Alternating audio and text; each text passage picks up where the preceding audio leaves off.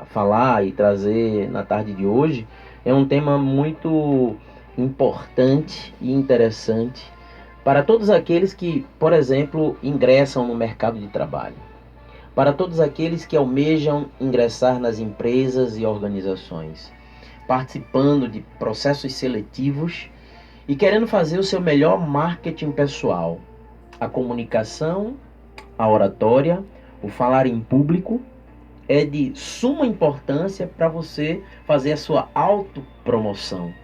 E de certa forma nós temos uma relação com o tema anterior, porque eu gosto muito de fazer no curso onde ministro uma relação muito íntima e direta com o mundo dos esportes, o mundo dos campeões, né? Então, a pergunta que eu faço: o que é necessário para um atleta se tornar um vencedor, um campeão, subir no pódio? Anos, anos e anos de treinamento, né? Treinando praticamente todos os dias, várias horas por dia. Nós estamos aí diante das Olimpíadas 2016, Rio de Janeiro. Então nós vamos ter uma fusão de vários esportes num único local, onde esses atletas de alto nível, de alta performance, tiveram anos de preparação e anos a fio focados com o objetivo de subir no pódio. Na comunicação, na oratória, não é diferente.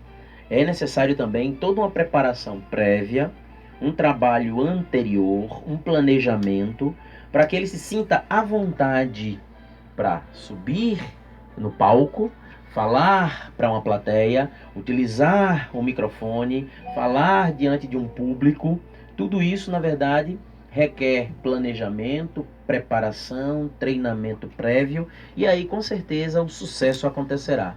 Eu costumo combater a ideia do dom, porque as pessoas atribuem ao falar em público uma questão de dom, e eu digo: não, gente, não é dom, é treino, é prática, é exercício, como tudo na vida. E aí é nesse momento que eu faço uma comparação com o mundo dos esportes, onde os atletas de alto nível, na verdade, tiveram que começar muito cedo, lá atrás, no início de suas carreiras. E aí tem todo um processo até chegar a se tornar um campeão. Pois é, verdade.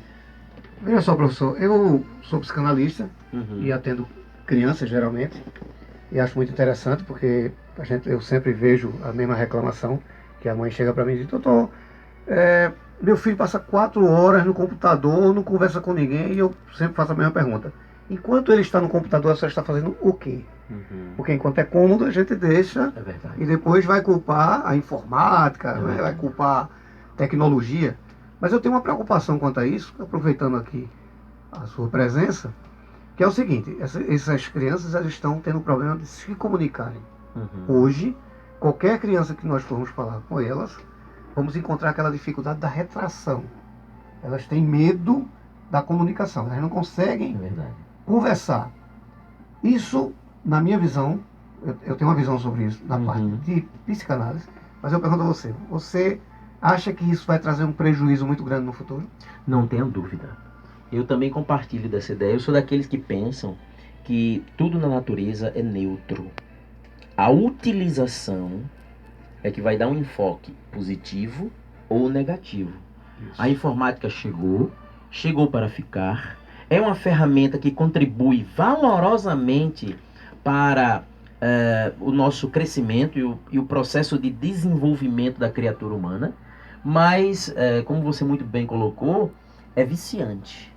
Assim como uma droga que utiliza mecanismos químicos, neuroquímicos, e trabalha as funções cerebrais, a informática, com esses jogos eletrônicos, com essas grandes facilidades de entretenimento diante da tela, prende o jovem de tal forma que o jovem hoje não tem a mesma abertura e a mesma facilidade, por exemplo, para sair, praticar um esporte, uma atividade física. A gente sabe o grande, e o professor Elias pode contribuir com isso na participação da minha entrevista, como o esporte ele é valoroso, por exemplo, para o desenvolvimento interpessoal, psicossocial. Socialização. Isso. Porque enquanto você está fazendo um esporte coletivo, você também está se comunicando com outras pessoas. Diferentemente de você ficar dentro de um quarto trancado, diante de uma tela de computador, apenas você e os jogos, onde muitas das vezes esses jogos viciantes estimulam, por exemplo, a violência, onde a cultura de violência também impera no meio eletrônico. Sim. Porque a gente não vê jogos, por exemplo, com frequência no âmbito educativo.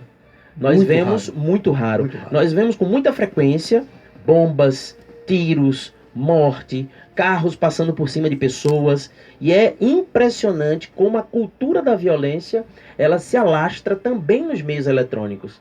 Então verdade. A criança que, por exemplo, inocentemente está ali diante daquela ferramenta poderosíssima para o seu crescimento, utiliza a ferramenta de maneira negativa. Como eu disse, tudo na natureza é neutro. A utilização é que vai dar um enfoque positivo ou negativo.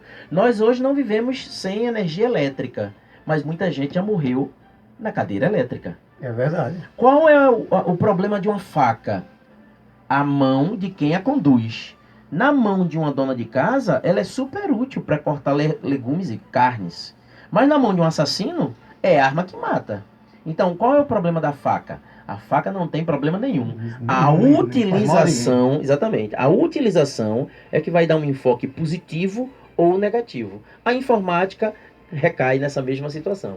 Se nós soubermos utilizar de maneira educacional, pode ser uma grande ferramenta, um grande contributo para o crescimento das crianças, jovens, adolescentes. Mas se a gente, na verdade, utiliza dessa forma, pode ser um grande prejuízo. Porque além dele estar em contato com jogos que, por exemplo, estimulem a violência, ele também vai estar deixando de se comunicar com outras pessoas, isolado no seu ambiente, no seu quarto, pensando que o seu mundo é somente aquilo. E deixando de crescer em comparação ao relacionamento com outras pessoas. Pois é, isso quando chegar na idade adulta, ele não vai ter uma boa relação com as palavras e na dificuldade de se expressar. Sim. Então até hoje eu vejo o WhatsApp, uma ferramenta extremamente importante para quem trabalha, mas extremamente isoladora para aquele que usa aquilo como comunicação. Que é no caso, o meu filho tem 8 anos de idade e parabéns, não se tem mais um cartão, não se tem mais ligar para... Manda ali parabéns pelo WhatsApp, pelo Facebook. É importante para a gente que trabalha, economizamos tempo. Mas eu queria a sua opinião seguinte. Meu filho, por exemplo, tem 8 anos de idade. Quando ele tiver 18 anos que ele precisar ir para o mercado de trabalho, se for o caso, a gente sabe que o pessoal dessa faixa etária vai sofrer com isso. Na sua concepção, os pais, educadores, têm que já ter essa preocupação? Não, sem sombra de dúvida, você está absolutamente certo. Na minha avaliação como professor, como educador e como facilitador do curso de oratória, eu vejo a extrema importância e necessidade para o desenvolvimento psicossocial das crianças, não somente a utilização dessa ferramenta. A ferramenta é importante, você muito bem frisou, no processo de comunicação, a facilidade que essa ferramenta traz para o contato com outras pessoas, adiantando processos, facilitando o meio comunicacional entre todos nós, mas o que eu vejo como grande prejuízo é a falta de equilíbrio na utilização da ferramenta, onde os jovens, começando com tenra idade, porque uma criança de 8 anos, essa faixa etária é chamada de geração Z, é a turma que está chegando agora, são considerados nativos digitais. Ele já nasce no meio da tecnologia e explora essa tecnologia de tal sorte que ele só faz aquilo, ele só vê aquilo. E esquece do relacionamento, do contato, desse calor humano que uma relação interpessoal ela pode trazer, isolando-o, colocando ele numa posição de retaguarda, enquanto que nós, professores, pais e educadores, precisamos estimular as crianças para que elas saiam desse momento, dessa situação, dessa zona de conforto, e ganhem suas vidas como líderes. Seja líder de si mesmo. Precisamos estimular as crianças adolescentes, jovens, para que eles sejam líderes de suas próprias vidas e não fiquem escravos de uma tecnologia que veio para facilitar, mas com a nossa falta de equilíbrio na utilização das coisas, nós sobrecarregamos as nossas relações utilizando as redes sociais, as mídias sociais, o WhatsApp, que é uma ferramenta super, hiper útil nos dias atuais, mas que, como todo exagero, ele pode ser prejudicial. Tudo em exagero é prejudicial. Até água demais, você morre afogado. É verdade. A gente fica preocupado justamente por conta da preocupação de todos os pais, pessoas que entram em contato com a gente. É justamente essa, porque não está havendo... É muito difícil hoje você conseguir tirar uma criança da frente do computador, principalmente quando é cômodo para os pais. Sim. Essa preocupação que eu sempre tenho, todo atendimento que faço, a primeira pergunta é essa: a senhora está fazendo o quê enquanto ele está no computador? Mas a minha preocupação, o professor acabou de esclarecer, isso vai trazendo dificuldade mais na frente, que eles na necessidade não vão saber se expressar. Vão ter uma barreira a mais, que era para ser vencida agora, e às vezes por ser cômodo, ou por ser engraçado, ou por ser moderno, estamos deixando essa faixa etária nessa condução, e que concordo plenamente com sua opinião, que vai nos trazer um prejuízo tamanho lá na frente. E até um curso de oratória, esse pessoal vai ter dificuldade para enfrentar, porque a oratória já é bom para quem já tem essa facilidade, né, de expressão para melhorar e poder se apresentar. Eu diria que o curso de oratória ele é útil para todas as pessoas de todas as idades, desde aqueles que queiram aprimorar a técnica, ele já possui uma certa facilidade para o processo comunicacional, como também aqueles que são travados e carregam uma enorme dificuldade justamente por conta dessa cultura, justamente por conta dessa criação castradora, essa criação que, na verdade, esquece outros elementos que podem contribuir significativamente para o crescimento das crianças. Ou seja, eu como profissional já fico mais tranquilo em saber que a oratória vai trazer esse benefício que a gente vai, com certeza, precisar mais na frente. Eu vou aproveitar aqui a chegada do nosso amigo Luiz Barbosa e passar o programa para a sua condução. Muito obrigado pela oportunidade, espero ter atendido à medida do possível. Obrigado. Se eu fosse o meu amigo Eduardo Barros, eu diria mais tarde: Luiz, o Eduardo Freire catapultou o seu modo de apresentar. Ou seja, você ficou ultrapassado, Luiz. Muito obrigado pelo elogio. Não, na realidade, professor Eduardo, muito obrigado, meu amigo, professor e palestrante. Professor Elias, por quem eu tenho muita satisfação em ter reconhecido, né? O homem das Amazonas, do Pará e tal. O Eduardo Freire me disse ontem: Luiz, nós vamos ter amanhã 2 convidados especiais. Um seu, que é o Eduardo Barros, e outro meu, que é o professor Elias. E como é que foi? Eu digo: você conduz o programa, aproveite que eu não vou chegar e disse: não, o Eduardo é teu. Eu vi que ele tomou 10 minutos meus. Você sempre deve 10 minutos. Ele era só meu, hein? Mas vamos lá. Professor, quando eu lhe pedi para voltar aqui, foi para que nós falássemos. O senhor me disse que estava organizando suas agendas, né? Sua agenda, e estava trazendo um novo formato de curso, de educação para se comunicar. Ou seja, um facilitador enorme, certo? Dentro de um projeto que eu fiquei muito interessado. Então, primeiro, eu quero falar do curso de oratória que está próximo. Sim. Certo? E na sequência eu gostaria de saber se dá para a gente falar um pouquinho do seu projeto. Certo. Que é um projeto vencedor, na minha opinião, e de algumas pessoas com quem já falei. Ok. Podemos oratória primeiro. Oratória show. Show. Aproveitando a ocasião, porque esse é o nome real do curso. Aproveitando, fazendo convite para todos os ouvintes da Rádio Evangélica, né? Que neste momento nós estamos lançando um curso que é vanguardista. Perfeito. Aqui em Recife. Eu que o diga. É pioneiro, porque dos cursos de oratória, com assim, todo respeito a todos os outros cursos do estado e fora dele, eu não vi, dos que eu pesquisei, nenhum curso que faça uma combinação de artes, como o curso Oratória Show, como nós propomos. Porque o curso de oratória ministrado por mim, e agora também com outro palestrante, o Saulo Veríssimo, que nós tivemos a ocasião de nos conhecermos numa participação num programa de televisão.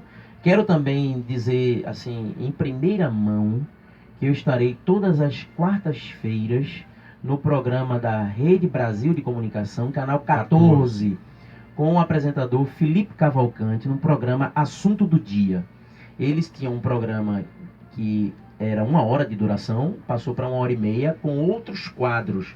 Além do quadro de entrevista, foi esse programa que eu participei e me catapultou. Não, você participou semana passada, o cara ele tomou de mim. É assim, né? É assim que funciona. Não, mas nós estamos juntos. Eu não tô gostando disso. Estamos juntos, porque Felipe, o que é o nome desse cara? Felipe Cavalcante. Felipe, eu não gosto mais de você. Eu gostava até semana passada. Professor, sugestão de quadro, Os Notáveis. Os Notáveis. Eu disse para alguém, exatamente no sábado, que você é um cientista da comunicação. Quando você diz agora há pouco que pesquisou, que levantou, que não existe nada parecido, eu tenho certeza que é verdade, porque eu lhe conheço, eu disse isso da última vez, direi centenas de outras quando juntos estivermos. Sim. Você é um estudioso, né, do assunto. Você tem muita responsabilidade pelo que vai propagar, pelo que vai difundir. A exemplo do meu amigo nobre aqui, psicoterapeuta Eduardo Freire. E isso me causa um grande respeito. E é importante tê-lo aqui. Então, só o formato de sua palestra, que já foi palestra show, lembra? Sim. E ainda continua. Não, só esse formato eu vi algumas coisas parecidas, mas aqui em Pernambuco especialmente não. Né? Mas tem outro parceiro seu que é também um notável, né? Reconhecidamente um homem de comunicação, um homem com capacidade de transformação. Então eu gostaria, enfim, de ir direto ao quando vai ser, como se paga, porque da última vez a gente senão não tem o nosso próximo passo. É verdade. Agora esse cartão aqui que eu estava olhando pro seu bolso, eu não tive esse cartão. Por que não só o Eduardo Freire tem? Elias, você tá vendo que trairagem é essa? Eu conheço o cara há milênios. O Eduardo conheceu semana passada. Já ganhou esse cartão dele aqui, eu não ganhei. Mas tudo bem, Eduardo. Chegou atrasado. Chegou atrasado. É a punição. Tá bom, é a punição. Nós, continuando retomando o desmembramento da questão anterior sobre a questão da comunicação e do curso que nós elaboramos, esse curso tem como título Oratória Show, porque na oratória, além da questão de repassar conteúdos inerentes à comunicação, como você catapultar a sua vida para o sucesso, como você se autopromover, como você construir o seu melhor marketing pessoal. Como o endomarketing, o tal do endomarketing. Também. Perfeito. Como você, na verdade, mostrar a sua marca no mercado se você não tem uma excelente comunicação para com aqueles que te assistem. Então, hoje no mercado de trabalho, cada vez mais concorrido e competitivo, e nesse momento de crise que o Brasil passa, né, quando as portas se abrem, poucos passam porque o funil é muito apertado. E somente aqueles altamente preparados terão condições de ingressar nas empresas, justamente porque eles vão ter condições de mostrar a sua marca, mostrar as suas habilidades, mostrar os seus potenciais, e isso somente a comunicação pode fazer com qualidade. Então, o convite para as pessoas que nos escutam, que possam se matricular no curso, dia 18 e 25 de julho. 2 sábados. 2 sábados. Vai ser um mergulho, uma imersão na comunicação, onde 2 comunicadores, eu, palestrante, professor e professor de oratória, professor universitário e professor de oratória, e com o meu amigo e parceiro Saulo Veríssimo, que também é palestrante e professor, estaremos trabalhando temas relacionados à comunicação, à expressão verbal e à oratória, para desenvolver no participante esse potencial que, como arte, pode ser aprendida e desenvolvida. Porque as pessoas, estava comentando anteriormente com o Luiz Freire, as pessoas carregam a ideia de que é necessário um dom. Não, deixa eu lhe cortar. Você agora, isso é ciúme? Luiz Freire. Você tirou o primeiro nome dele e o meu segundo. Eu confundi. Elias, qual é o seu sobrenome? Coelho. Então, Elias Barros daqui pra frente. Parabéns. Deu troco, não dei? Sou, tá vendo? Sou vingativo. É ciumento. Sim, meu amigo, me desculpe de atrapalhar. Então, nós estaremos com a participação também neste curso, como um facilitador do processo, utilizando a ferramenta também da musicoterapia. É nessa hora que entra o show. Nós estamos fazendo um casamento da arte musical com a arte de falar em público, para facilitar o processo ensino-aprendizado. Nós sabemos o poder que a música tem na vida das pessoas. A música, inclusive, como arte, já se uniu à terapia e hoje já existe a musicoterapia, inclusive utilizado, e tem vários artigos escritos sobre isso, com muita eficiência, com muita eficácia nos hospitais. Ao ponto de, em alguns artigos que li, a pessoa chegar, por exemplo, num determinado hospital, chegar a 30% de índice de recuperação com a utilização da música. Coisa que, se a música não entra, 30% de recuperação. Número fantástico. Para uma pessoa, por exemplo, que carrega uma determinada patologia ou enfermidade, a música entra como processo terapêutico. Porque a música, ela afeta diretamente uma área do cérebro chamada de sistema límbico, que é a parte do cérebro que coordena as emoções. Então, quando você canta com emoção, aquele cantar que deixa você com os pelos uriçados, por exemplo, você está, na verdade, despejando na sua corrente sanguínea vários elementos químicos, como endorfina, beta-endorfina, serotonina, dopamina, que são todos hormônios do prazer. Diferentemente, quando você vive estressado, ansioso, que você libera, por exemplo, adrenalina e cortisol. E com a liberação dessas substâncias, adrenalina e cortisol, você adoece. Se você faz isso com frequência, você adoece. E isso é, inclusive, uma das explicações que a gente dá no curso. Por que você sente todas essas reações fisiológicas, onde você vê uma anomalia na sua fisiologia? Como é que você, por exemplo, chega... Isso já foi feito estudo, onde pessoas que estavam prestes a se apresentar chegou a 157 batimentos cardíacos por minuto, quando no normal você fica entre 60 a 70 batimentos por minuto. Se fosse... Dobrou, deu mais do que o dobro, se a gente levar em consideração que fica em torno de 60 a 70... Deu 157. Isso é o equivalente, aproveitando até a presença do nosso mestre Elias, que é um conhecedor da arte do futebol. É como se a gente comparasse um jogador de futebol de areia jogando na Praia da Boa Viagem ao meio-dia, tá? Um sol a pino e ele fazendo todo aquele esforço. Aí sim, ele chega a 157 batimentos por minuto. Mas vejam como são diferentes as condições. A pessoa está diante de uma plateia, ela está prestes a falar em público, ela está prestes a se apresentar, e naquela hora toda uma fisiologia corporal muda.